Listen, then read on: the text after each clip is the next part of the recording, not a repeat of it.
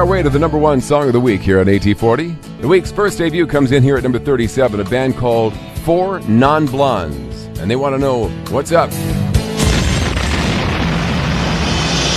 Number 29. Leading off this hour is a new band called 4 Non-Blondes. I know what you're thinking. What's with the name?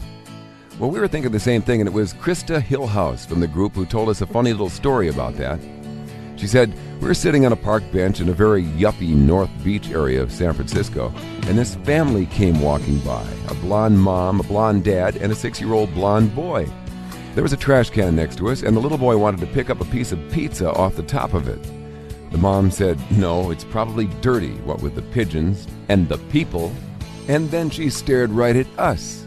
We were non-blondes. Ah, well, you see. Number 15. Inching up a notch is a band that got together in San Francisco. Here are Linda Perry, Christa Hillhouse, Don Richardson, and Roger Roca. The group called 4 Non-Blondes.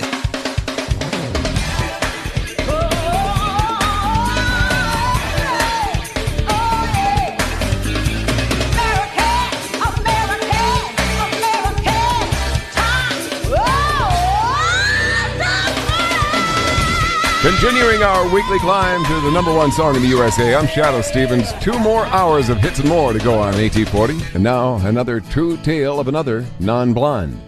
This one's the bass player, Christa Hillhouse. Born in Arkansas, grew up in Oklahoma City.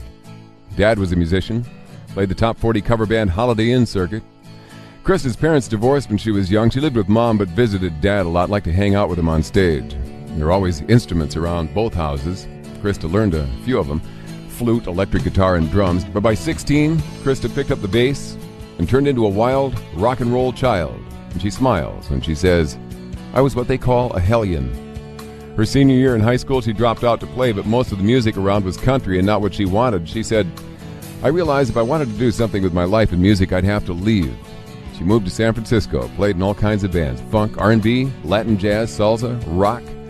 That was at night. During the day, she worked 40 hours a week for an accountant. She says, to make the moment last, I'd sleep in my gig clothes and go to work in them the next day. I smelled like a bar. Then Christa Hillhouse finally met Linda Perry, Roger Roca, and Don Richardson, and they became 4 Non-Blondes. American Top 40. Ah, yes, the Shadow Witcher. And these are the biggest hits across America. This San Francisco band got off to a shaky start 4 years ago. Their very first rehearsal was set for 6 p.m., October 17th, 1989. Remember what happened that day? An earthquake shook the Bay Area a little after 5.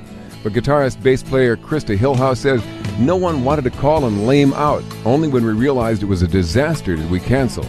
It's an intense way to start.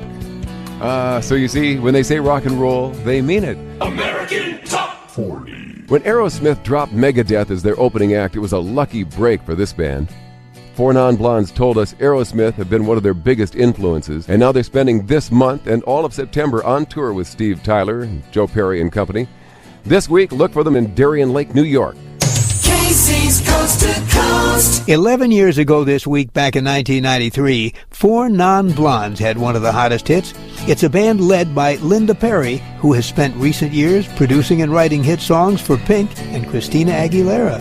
Here's Linda and 4 Non-Blondes with their only hit, What's Up? For a destination. 11 years ago this week, back in 1993, that was one of the hottest songs in the USA, What's Up by 4 Non-Blondes. American Top 20.